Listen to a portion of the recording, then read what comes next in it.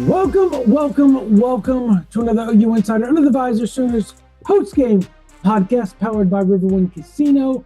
Oklahoma 17, number 22 Missouri 6. Defensive struggle once again for Oklahoma, but that's who they are. That's who they are, Parker. That's who they are. They continue to solidify themselves in the college football playoffs. They win. There's a really good chance they stay as home field advantage. It would be really, really wild at this point to move Oklahoma with 5 top 25 wins out of that 8 spot. But the playoff committee has their own brain. We're going to find out on Tuesday. But before we do all that, we have a lot to talk about here. Lots and lots of talk about the offense, the struggles, the ups, the downs, the defensive dominance once again. And we're going to do all that.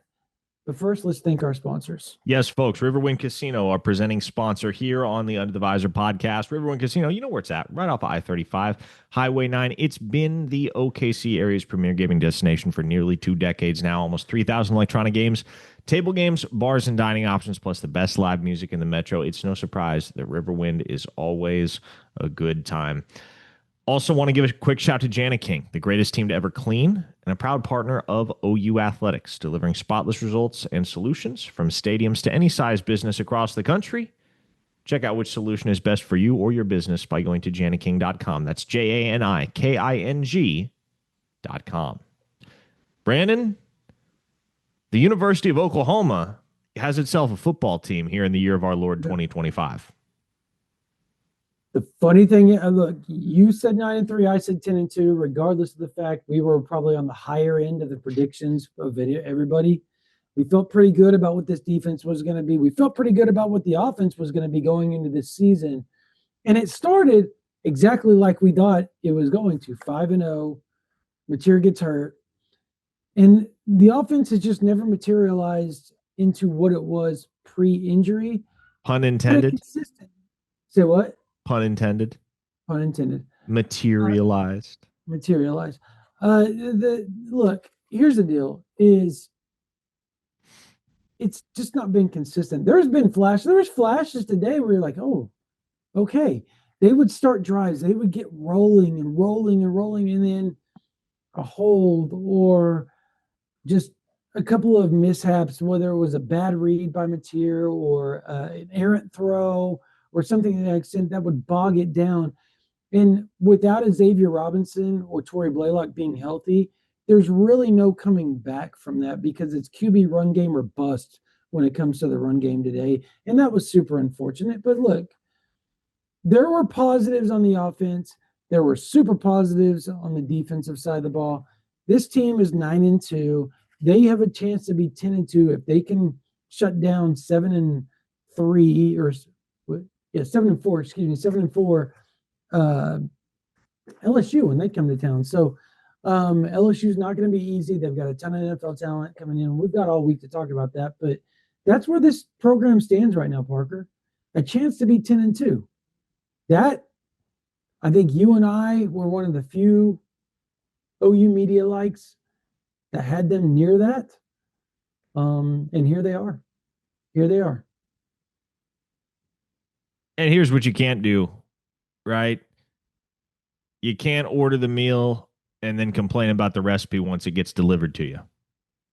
Because if the Sooners go 10-2, regardless of what happens in the postseason, the year 2025, the season that is 2025, is a smashing success for this football program.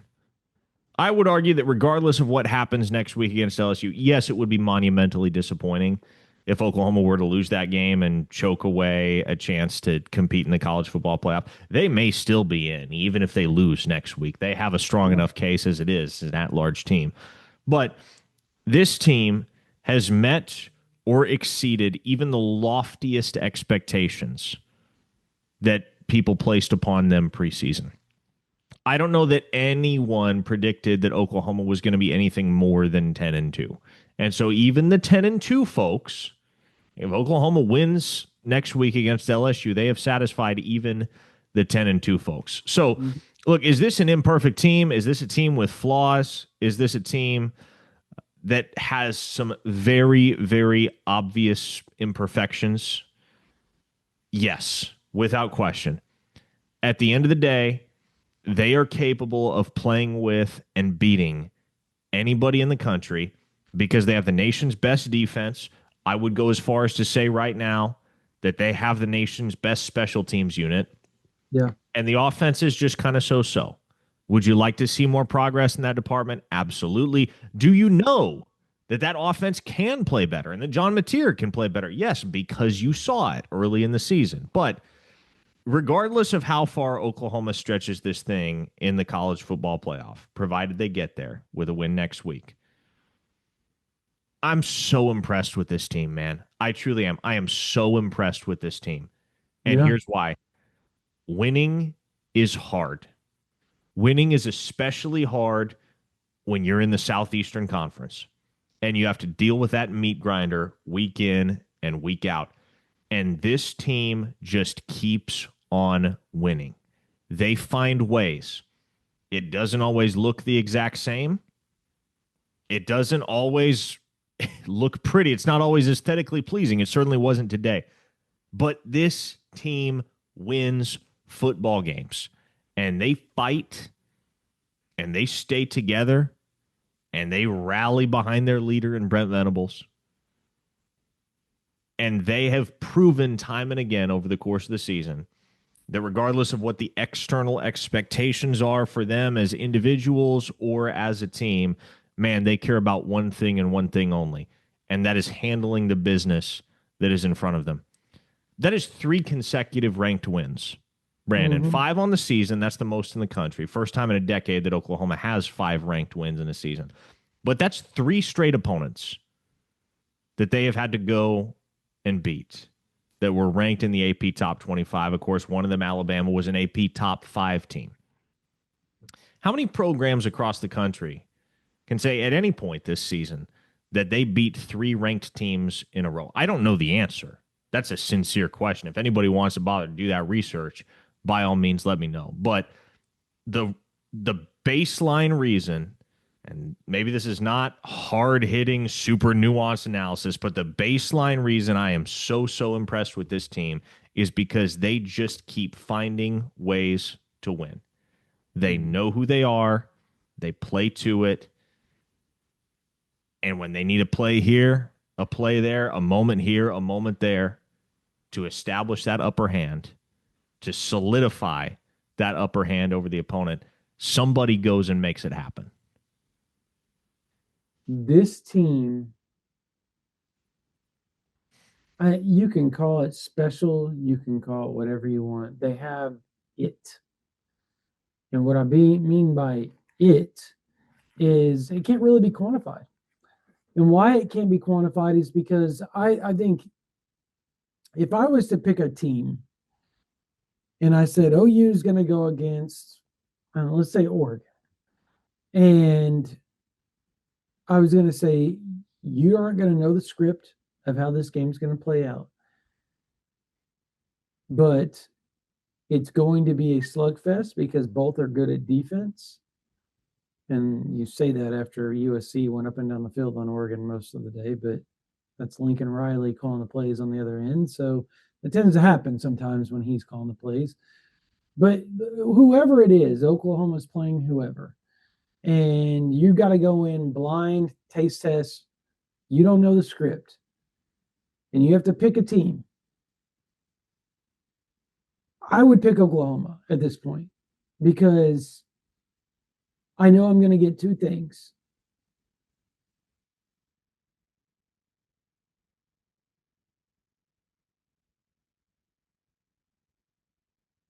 It's called, you're going to get that. Like, that's what Oklahoma does. They're going to give you a touchdown or 2 because that's what they do.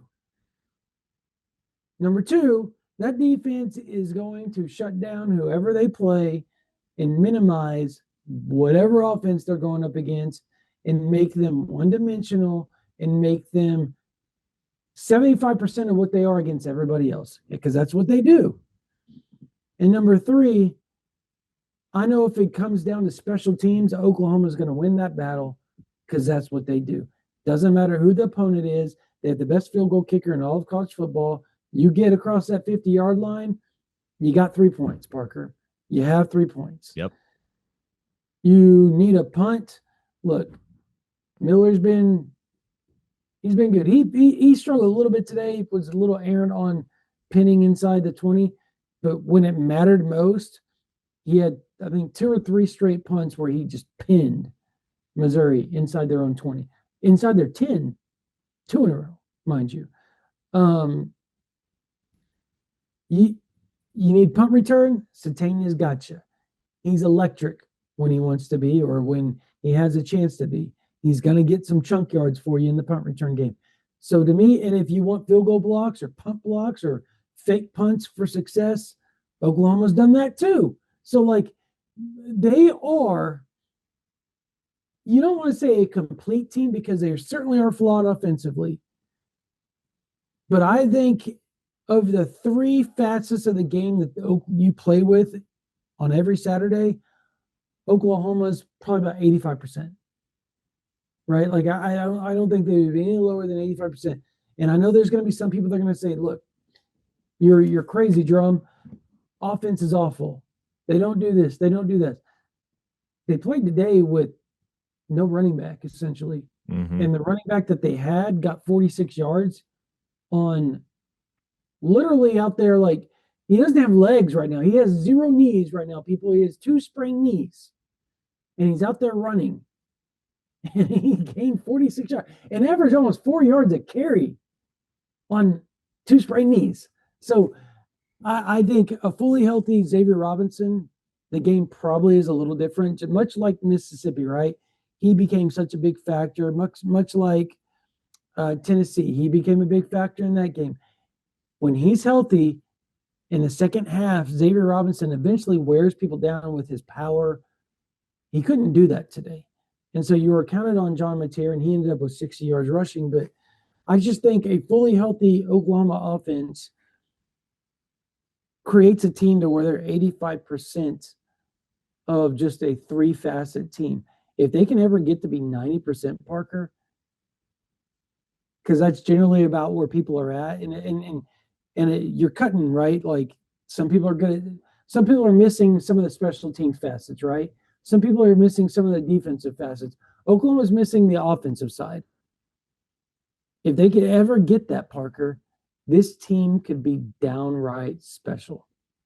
Downright special. And I think that's what gets you so excited about what the next couple of months could hold for this team, is because like all it takes is for the offense to get back to playing the type of football that they were early in the season, and this team could win a national championship. They could. I don't think they will, but they could. I don't think they will either. I wouldn't predict that. But this team can play with and beat anybody in the country. And you know what's interesting is that, and I was saying some of this as well, but especially after the Tennessee game, I remarked, and I think so many had the sentiment that really didn't feel like something you could repeat. That doesn't necessarily feel like a sustainable formula for victory. And then they went and beat Alabama, and it was kind of the same thing, right? This doesn't really feel sustainable. And then they come back home and they beat Missouri, and you have the exact same sentiment. I see people on Twitter, people on the message boards saying, how sustainable is this? Well, they keep doing it. So at what point do you just say, okay, maybe it shouldn't be sustainable, but by golly, for this team, it is. It's who they are. It is who this team is. And again, I'm not patting my own back, but I said, what if this is who they are after Tennessee? But I said that kind of in jest. I didn't really mean it because I didn't believe it was sustainable at that point. After Alabama, I was a believer. After today, just like, you're going to show up. It's going to be a grind out, just as Brent Venables calls it, a grimy game when it comes to Oklahoma, because they want to make it grimy. Well, that's what they want to do. And here's the other thing, too. The style of football that Oklahoma is playing right now is on the completely opposite end of the pendulum from the last great teams that the University of Oklahoma fielded on the gridiron. Mhm. All the teams that competed for college football playoff berths and were solidly up there in the very top tier of college football from the years 2015 through 2021, all of those teams were predicated on explosive offense. They were going to outscore you. Even And 23. Even 23. like even 20, sure, yeah.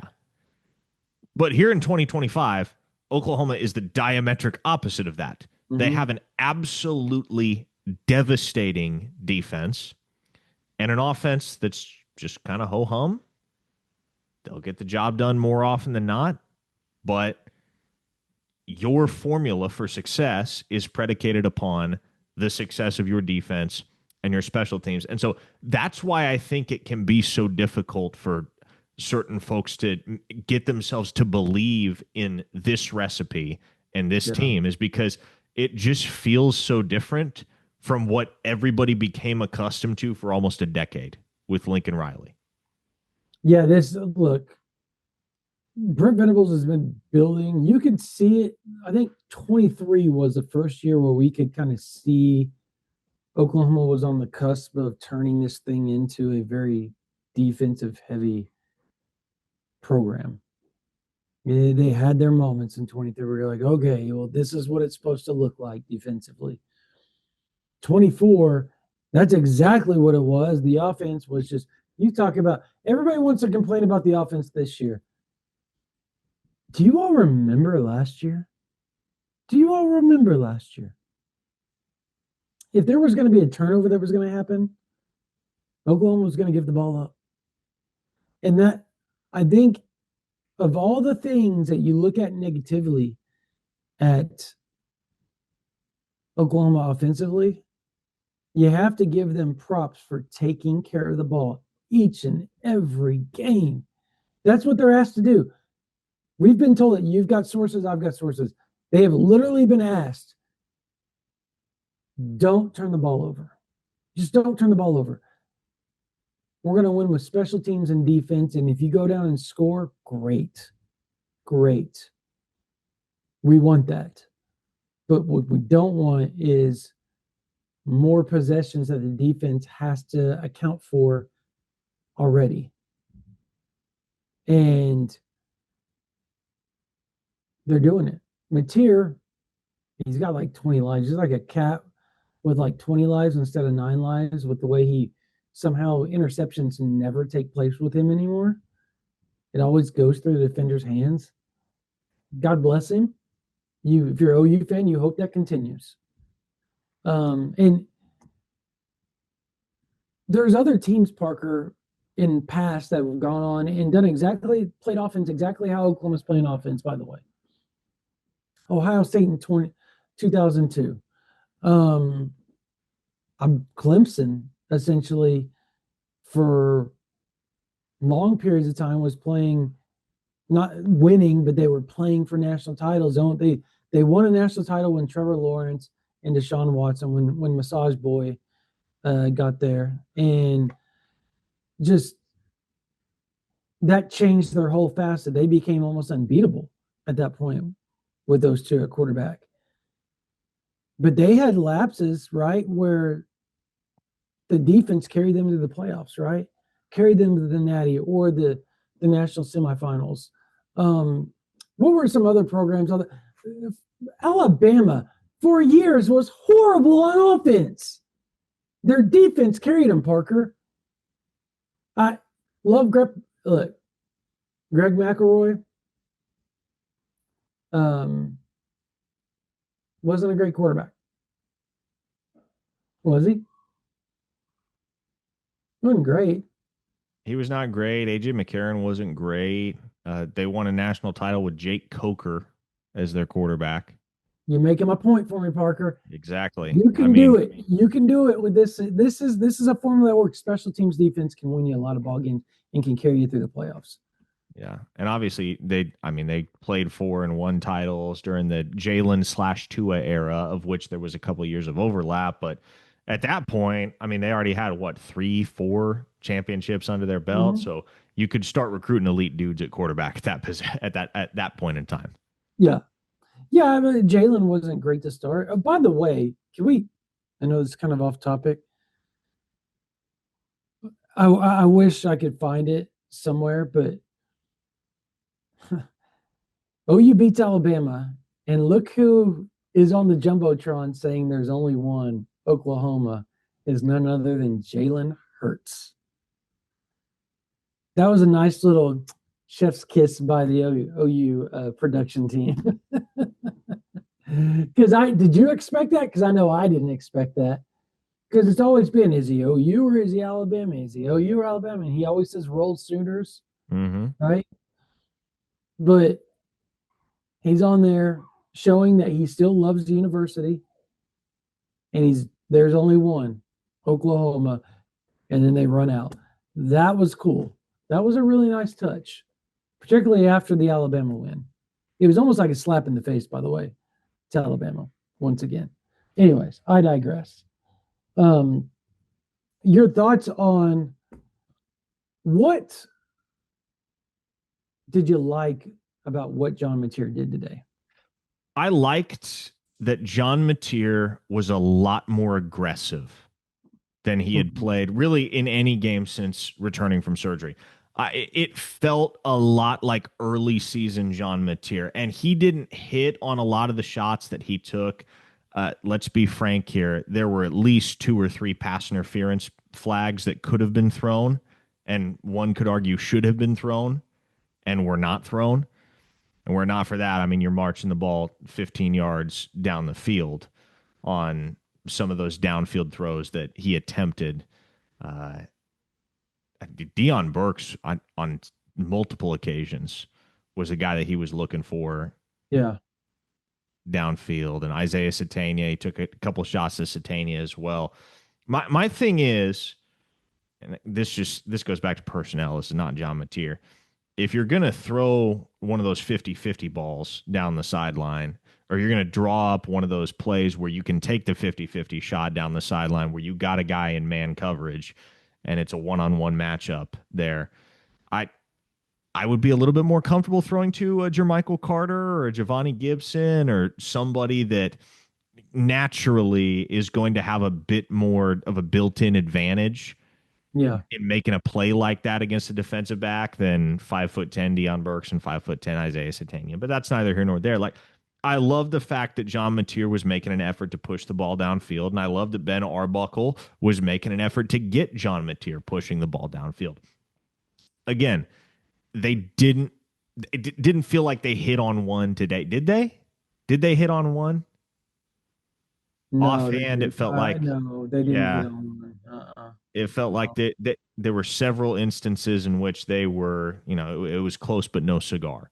Yeah, Satania dropped one that was just perfect. That's right. That's It right. was a So dot. to me, and John Mateer was on the money with basically all of those throws, Yeah. right? Like, all of those passes were highly catchable. It was either, well, I guess what you could call good defense to the point of being borderline pass interference by the defender in several cases, or, Satania just Borderline's drops. being nice.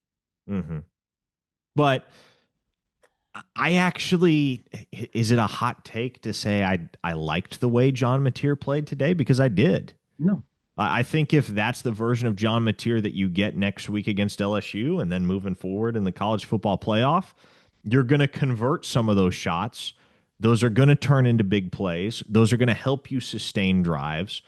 And ultimately, that'll help you put points on the board. And so it felt like a legion of missed opportunities in that regard today for Oklahoma, and that certainly contributed to the offense's overall inability to consistently move the ball downfield. But I feel like if you kind of stick to that exact same script moving forward, some of those are going to start to go your way. And that could do wonders for this offense. Also, it ought to be acknowledged that, as you referenced, with Xavier Robinson banged up, Torrey Blaylock banged up, and Nobody else really trustworthy in that backfield. The Sooners just didn't have much of a running game outside of John Mateer himself and couldn't really have been expected to have much of a running game outside of John Mateer himself. So get past LSU. You get 3 weeks off. Guys can get healthy before the playoff rolls around. And at that point, I could be at the point, and I'm not saying I'm there right now, nor am I insinuating that, but I feel like I could be at the point where December 19th rolls around or December 20th, whatever day it would be that Oklahoma's playing in a first-round college football playoff matchup, and I genuinely at that point am feeling pretty dang good about that unit. Yeah, I think it'd probably be good for Oklahoma to get 3 weeks up. It's going to be fantastic. They're going to be healthy going into the playoffs. Assuming, right, like they get through LSU, they're going to be healthy, and you have time to really work on some things. You always notice like bowl games are kind of a precursor to what you expect the next year if you have a lot of people returning. Well, Oklahoma is going to have a lot of dudes returning on offense, and they're going to have a fair amount on defense. Like I think the defense is going to be fantastic again next year because you're going to have a really loaded defensive front. To really lean on in a linebacking unit, allegedly, potentially, as long as Kip Lewis doesn't dip out, they should be really, really good at linebacker and defensive back. By the way, God, yeah, they're gonna be good. Oh my gosh! Like the more you think about it, like this team has a chance to be like preseason 2 or 3, something like that, maybe top 4, top 5 type of program, but. Yeah, they're going to have a chance, man, to really fine-tune some things. They just have to get through this next week to get dudes healthy. And it's not going to be easy. You kind of saw that today without having Xavier Robinson or Torrey Blaylock at your disposal to be a consistent run game. It hindered the offense quite a bit. Even so, I thought Mateer, he wasn't great at passing. He missed some really easy targets. But when you take in consideration that this is the best pass defense in all of the SEC that they were facing today, and you had an 87-yard touchdown, right after, you probably could have had it on the play before, by the way. They're behind. Satania had nobody around him. Could have probably walked into the end zone from 87 yards on that play as well. Well, back-to-back plays, he connected the second time around. And I think that's what you like about Mateer. He doesn't let a previous play cost him later on in a game. And that, in big ball games, we've seen that comes into play a lot because he makes plays that, my brother texted me that, and so did another guy today. One of my friends said, Mateer drives us crazy because he makes plays, big plays, and he turns around and does something we're like, why did you do that? Or why were you so off on that? But he's a gamer. And gamer type quarterbacks tend to make plays when they need to be made. And he did it again today. And so I think overall, he did okay. Didn't do great, but he did okay. He did good enough to win the ball game once again. And if that's the material you're going to get is good enough to win every game, I get it. It's not pretty, OU fans, but you're going to have to get used to it, at least for 2025. Because I think next year when the offensive line is older, when you've added a big-name transfer portal wide receiver to go along with Satania, when Xavier Robinson and Torrey Blaylock are a year older behind a really good offensive line, I think the offense, and when Ben Arbuckle is in year 2 of the SEC, when he's had time to learn, right? He's learning on the fly. And one of the toughest defensive conferences is maybe the toughest defensive conference in all of college football. He's learning on the fly. Just take it for what it is. You're winning. You're 9-2. You have a chance to go to the playoffs and host. If I told you, Parker, at the beginning of the year, the offense isn't going to be very good at the end of the year, but you're going to be potentially 10-2 hosting a playoff game, and you're just a regular old fan, you take it? You don't have to qualify that at all, Brandon. You don't have to, and I know for some people they may not agree, but for me, you don't have to qualify that at all. If you tell me Oklahoma is 10-2 hosting a college football playoff game, I would not care if they won every single game 6-3. Yeah. What matters is winning. And as I talked about to open the podcast, this team has demonstrated that they are just really, really good at winning and finding ways to win. They're Notre Dame of 2024. That's what they are. I know I said that in the rapid reaction, but I just keep harkening back to, I can't remember, what was the quarterback's name last year for them? Riley Leonard. Riley Leonard. Yeah, I knew it was Riley. I just can't remember last name. Riley Leonard. He and John Mateer are very much the same. Not great passers. They're good passers, not great. They're very strong runners. I believe Riley Leonard was a bit banged up last year, much like John Mateer. Obviously not to the extent John Mateer was, but he was a bit banged up last year. He got healthy as the season went along, and the offense got better and better and better. They weren't ever putting up a bunch of big points. It was kind of the final week against UCLA. Who was it the last week they played? Was it USC, their final game last year, or was it who was it last year? I can't remember. They put up points. Yeah, I don't remember. I think everybody was kind of shocked. USC. It wasn't. It may have been Navy. I can't remember where it was. Doesn't matter. But I know they put up some points, and everybody's kind of shocked at how the offense looked. And then they went into the playoffs, and they were just a complete team until they faced Notre Dame, until they faced Ohio State. And if I sit here and told OU fans that's how it's going to turn out, and you end up playing for a national championship, I don't think anybody gripes about it. I think you're okay with it, and I think every OU fan should be okay with it, as long as you're coming out with the W. What was Brent Venables' quote today? What did he say? My wife texted to me earlier in a group text. Oh my gosh, what was it? It's not pretty, but it's not a beauty contest. Mm-hmm. And he's right. As long as you're winning, who cares if it's pretty? Who cares? Keep winning. The only thing I would say is that it may hinder them hosting.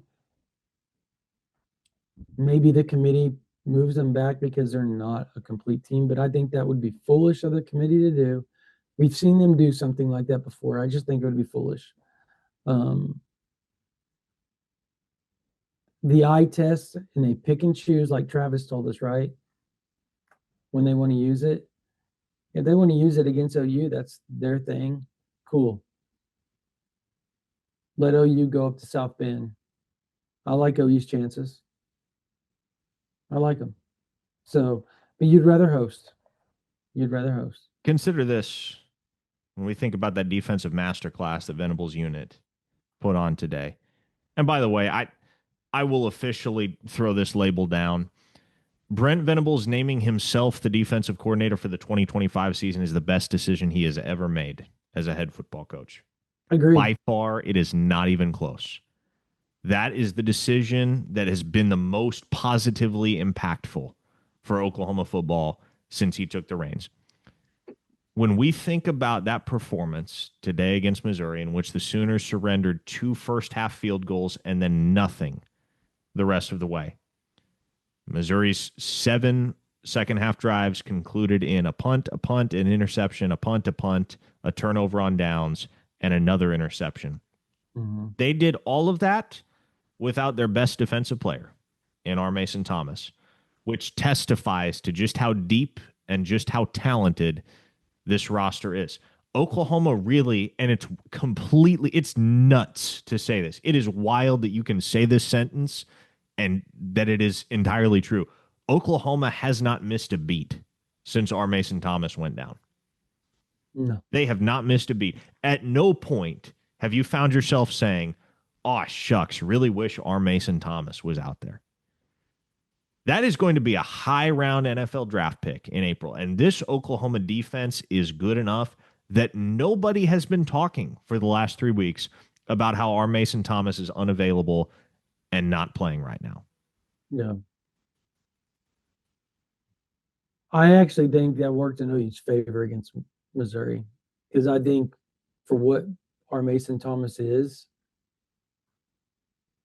it was probably more beneficial to have bigger body defensive ends out there with how they like to run the ball. And so, is it weird to say that like his injury may have actually been a blessing in disguise, because you don't have to play a 250-pound DN? I'm not saying he's not a good DN when it comes to the run. He is.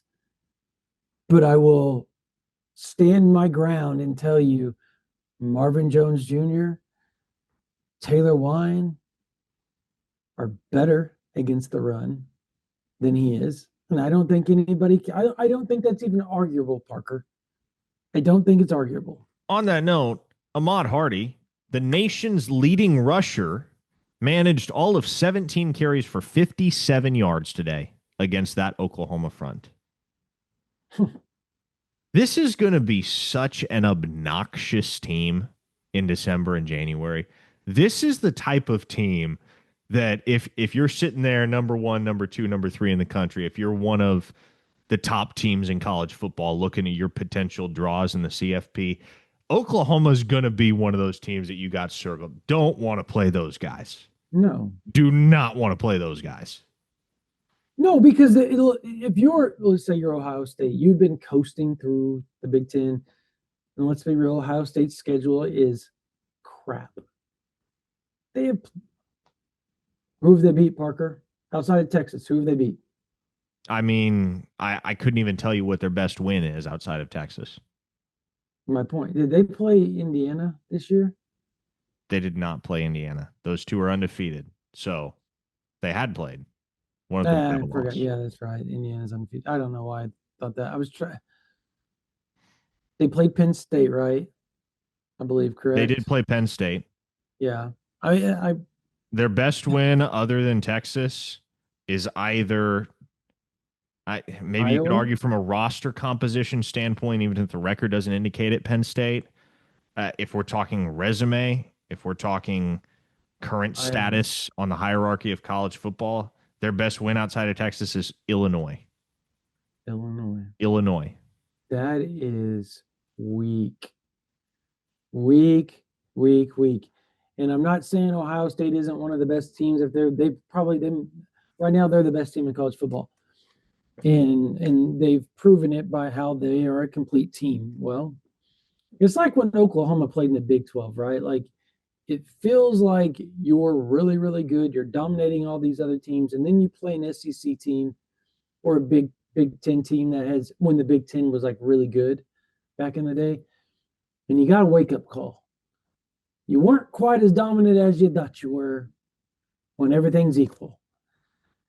That's kind of how it will be if Oklahoma faces Ohio State. Now, I'm not saying OU will beat Ohio State, because I don't believe that. I do think they'll scare the crap out of them, because the defense will be havoc. You give Brent Venables multiple weeks to prepare, and that's what we'll have about 10 days, 11 days after you play on the 20th or the 19th for December 31st or January 1st, right? I like their odds, Parker. I like their odds. I like their odds after 3 weeks of sitting at home knowing who you're going to play and preparing, because that's what they did. Look what they did to Michigan. They prepared for them all fall camp and shut them down. So I just look at that type of thing, and if Oklahoma can get through LSU, this is where it's at. And the way you do that, Parker, is you have players like Taylor Wine, the way he played today, again, the way Owen Heineke played today, again, by the way, Dominic Williams, hello, pass rusher. That's been almost non-existent all year. And then look at him. He's got, I think, had a sack and a half today, right? Hello. Remember when Dominic Williams was the belle of the portal ball last spring? And now he's been really good at now he's Oklahoma's fourth option at defensive end. And to be clear, like, again, that's not a dig on Dominic Williams at all. He's awesome. It's just that is how good Oklahoma is at defensive tackle. You have Jaden Jackson, David Stone, and Grayson Halton that are all out snapping Dominic Williams. Yeah, they're insane there. David Stone was awesome today, by the way. And we talked about on the rapid reaction. He didn't get a sack. He didn't get a TFL. But every time Bo Perbulo thought he was going to escape, Zero was there ready to bear hug him, saying, "No, brother, let's go down to the ground. Let's get out here and cuddle for a second." So, like, it just that defensive front. Did Jaden Jackson go back in, by the way? I can't recall. I don't think he did. I could be mistaken. I don't think he did. How was that not a question in the post game? It's because the defense played so well that people just. Well, again, it's because you didn't really miss Jaden Jackson. Yeah, you're going to need him against LSU for sure. Just because that like, is it weird that I'm sitting here thinking, like, is there any individual player that this defense needs? I mean, look, RSJ went out. Like, if R. Mason Thomas isn't integral to the success, the overall success and flourishing of this defense, who is? Who can't Oklahoma's defense lose, whether short term or long term, and continue to play basically the same level of football? It's a machine right now. I'll name one. One guy I think changes everything if you miss him. Who do you think I'm thinking of? He's kind of Swiss Army knife. Kip Lewis? Kendall Daniels. He does everything. Plays so well out in space.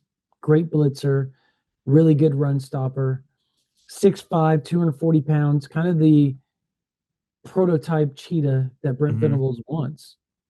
Yeah. I think he changes. I guess he does. My only rejoinder to that would be, with the obvious acknowledgement that Kendall Daniels adds a ton of value for Oklahoma and has played really well, would you be that much less confident if it were Reggie Powers functioning in that role? 50 snaps a game for Oklahoma? I don't know that I'd be that much less confident, because I think Reggie Powers is going to be elite before it's all said and done at OU. I just think for what Kendall Daniels is now, I had somebody tell me last week, what they just said, they just brought him up and they're like, he is so good.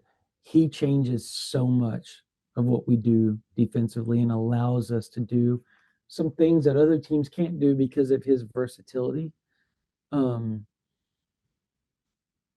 they said if he would have been at Oklahoma for 2 years instead of just one, he's probably a first-round draft pick.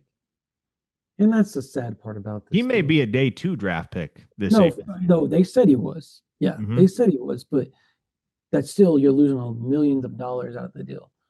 I will tell you this, Kendall Daniels, after every game, he seeks me out now, just because it's become kind of a thing, a ritual, since they started winning. At Alabama, I told you this, he said he's never had more fun than he has now playing football. And I love to hear that. I love that so much because, and you can see it in his face, right? In the interviews, he's always so happy that you can just see he's at peace about where he's at in his life and with the team.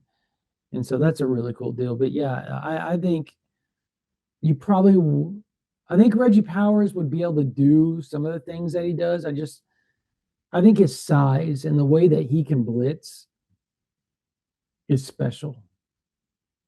Because remember when OU got him out of the portal, like that was a big deal. Everybody's like, oh, that's Isaiah Simmons. That's Isaiah, and that's exactly what he turned into. Yep. That's exactly what he turned into. Speaking of Isaiah Satania, he had that drop, but does it not feel like every time a big play needs made on offense, he's there, man. He's the guy. there, man. He's your dude. Particularly in the passing game, he's your dude. Is he the fastest player in the SEC? I just feel like he just runs by everybody. He jogged. That dude was sprinting as hard as he could, Parker, the Missouri defender, and he was jogging, just looking back. You're not catching me, brother. Sorry.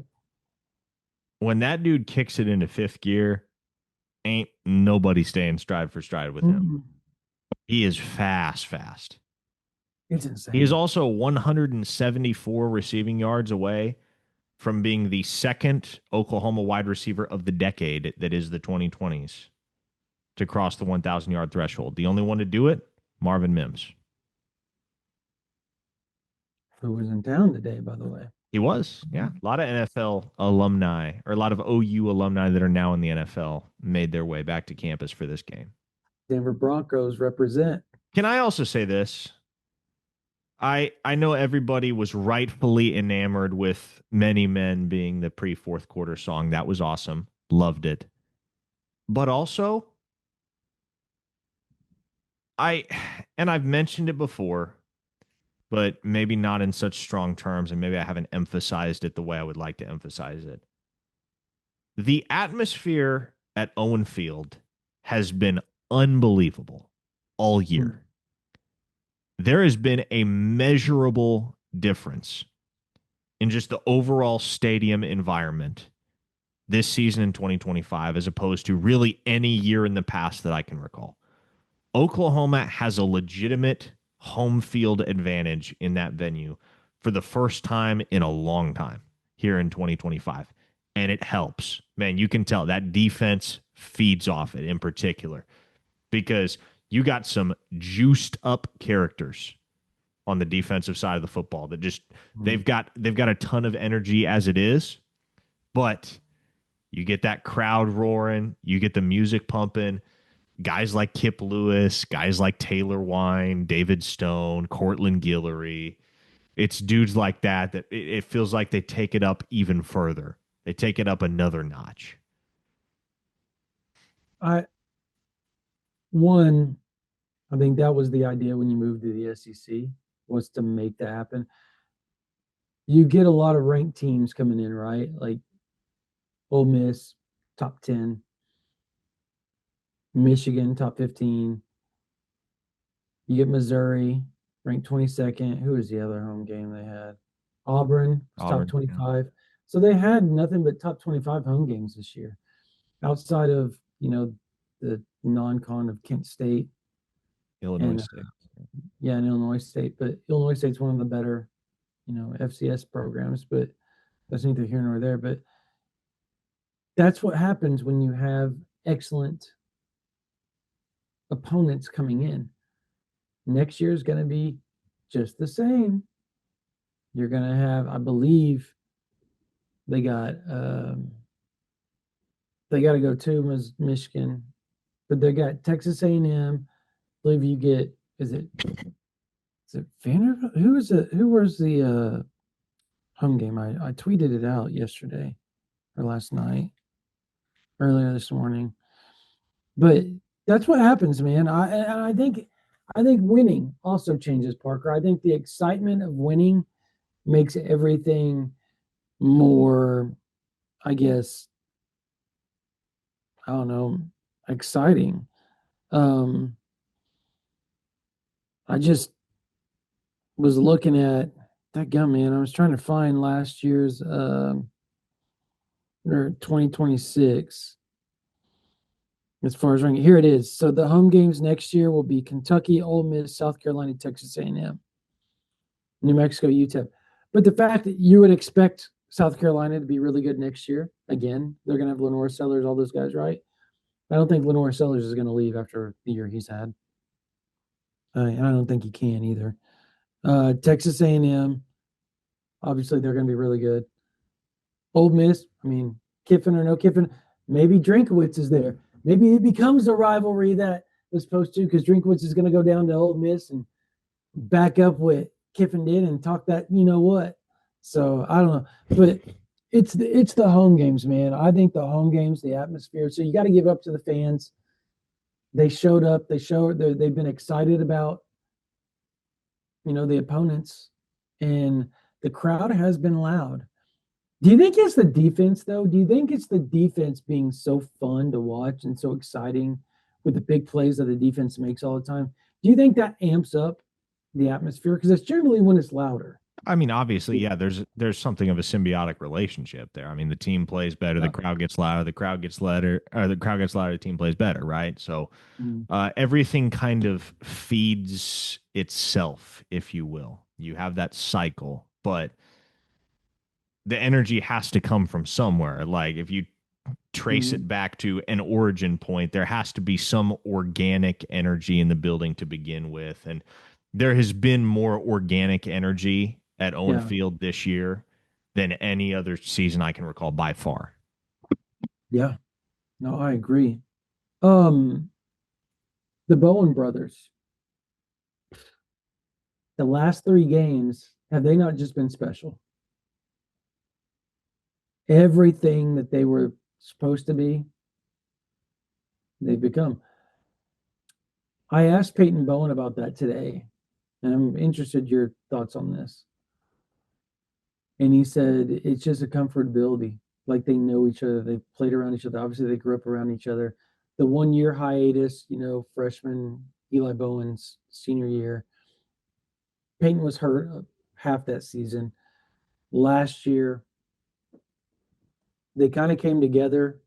This year, Eli missed quite a bit. And Peyton didn't look like Peyton to start the year either.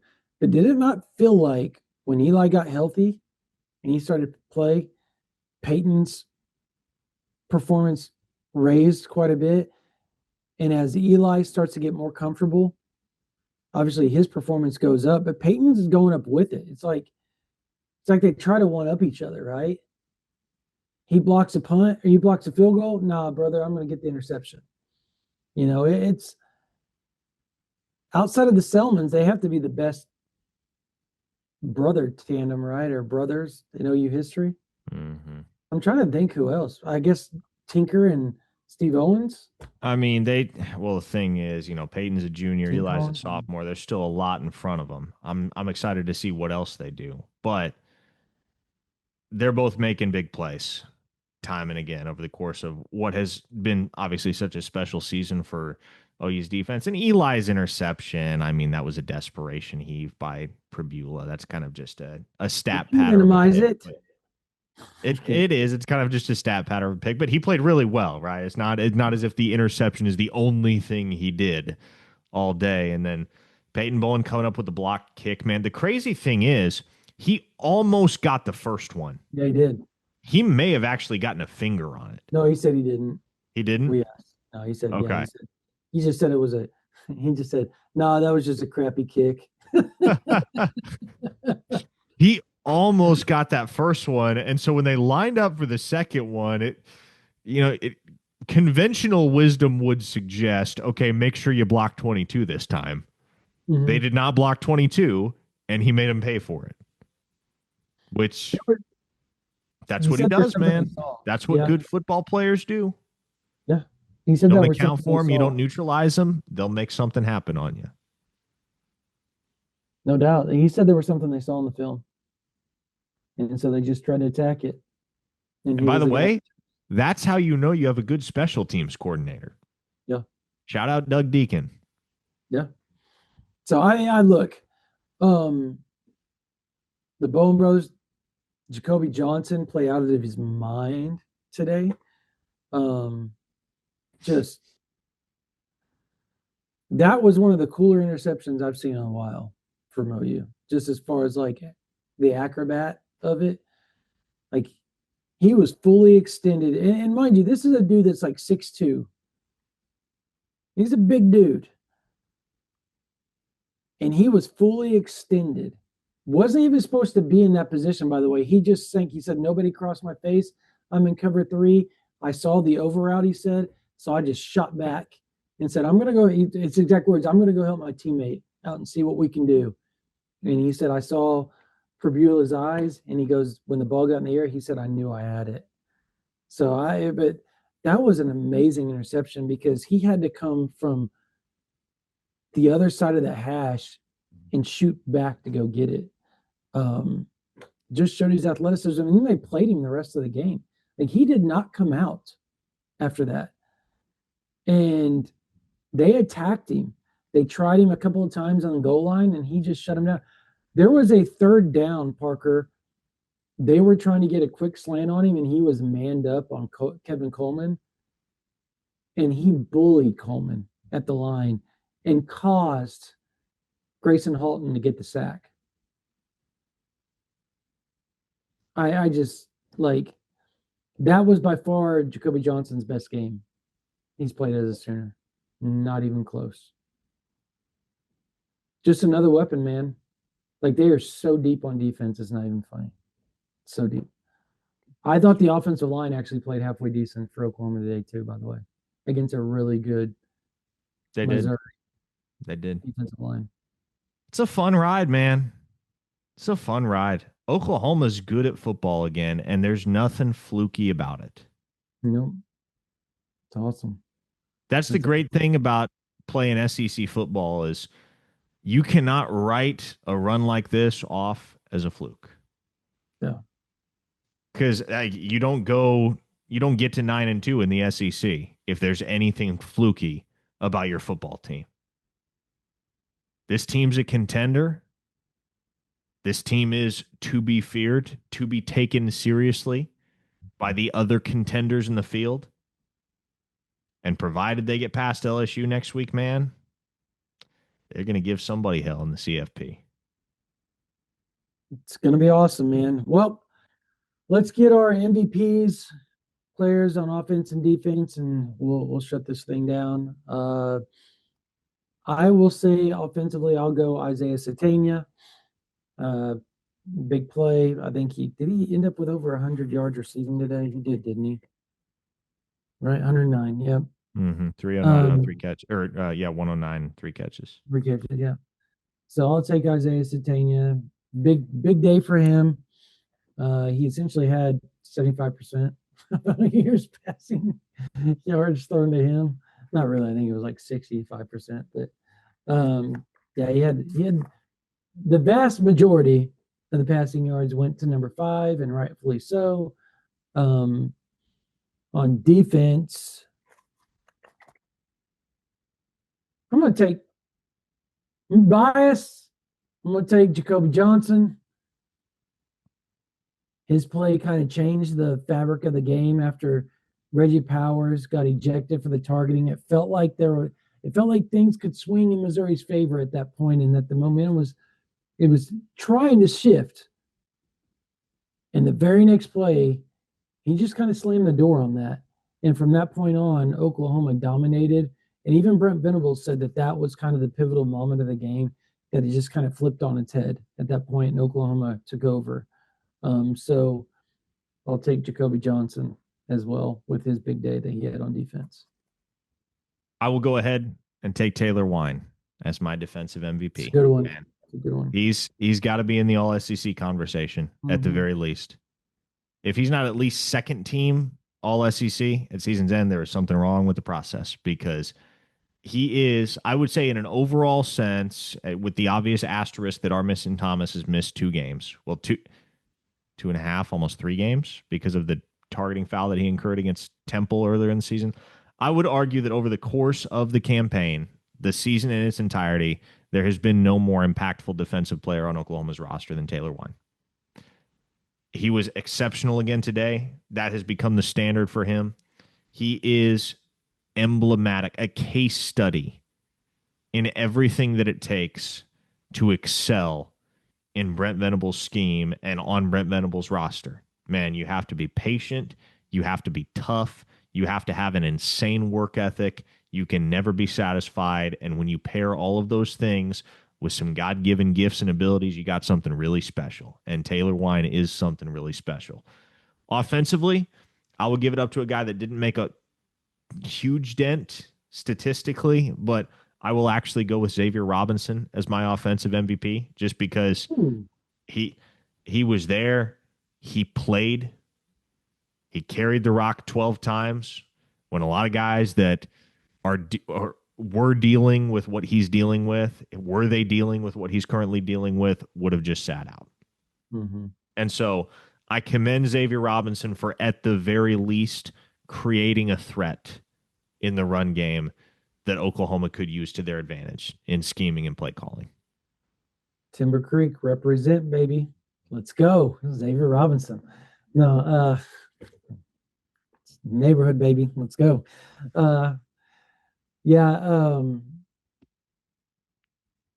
He is so tough. What Brent Venables said today, I know we're trying to get out of here, but I just wanted to just kind of piggyback of what you said about Xavier Robinson. Show my bias. I'm super biased towards him too, but and I'm okay with that. What Brent Venables said, most dudes, like you said, would have just missed the game. He walked in on Monday and said, "Put a brace on it, coach. I'm playing. Don't even put me on the availability list. None of that stuff. I'm playing. You're not stopping me." He had to put a brace on his right knee today too, by the way. Now, he had 2 knee braces on by the end of the game. That dude is so tough. 2 sprained knees. So tough. Good on him, man. That was a unique offensive pick, but I respect it because of where it came from and why you said it. So, and because he does mean so much to the team as far as like the offensive output, and you can tell when he's not healthy, the offense isn't the same. So, that's a good pick. Really good pick. All right. That's going to do it for this version of the OU Insider Under the Visor Sooners postgame podcast powered by Riverwind Casino. Subscribe to this YouTube. Give us 5 stars. Give us likes. Whatever podcasting platform you listen to us on, please, please, please. It helps us keep this free. We keep bringing content to you guys free. The more you subscribe, the more content we provide. And if you haven't noticed, we've been providing a lot of content lately because you all have been subscribing at an enormous rate. I think we've gone up almost 1,000 new subscribers this month again. Thank you, Sooners fans. Thank you, thank you, thank you. We do this because of you guys. Similarly, if you're not on OUinsider.com, that's essentially the best way to follow us. It's the way we report recruiting information, injury notes, breakdowns of stuff that we've heard behind the scenes on a daily basis. We have VIP chats where you can ask us insider stuff. Parker and I will answer your questions every day. We're on the board talking to thousands and thousands of OU fans that are already on there. You start your own threads. You get access to every On3 site, whether Oregon, whether Alabama, Notre Dame, Texas A&M, Arkansas, Oklahoma State, doesn't matter. Missouri, you have access. You can go look and see what they're saying about OU fans or OU in general. You can go check out LSU's site, the Tiger Bengal or whatever it's called. What's it called? Is that Bengal Tiger, right? Bengal Tiger. Yep. BengalTiger.com. Yeah, like it's a really, really cool deal where you get access to all those sites, get to check and see what they're saying about Oklahoma prior to the game, post game, recruiting stuff. Oh, OU's got to recruit? They're recruiting against each other. Or OU's trying to flip a player. What's that other site saying? Go to OUinsider.com right now. Click that green button that says join now.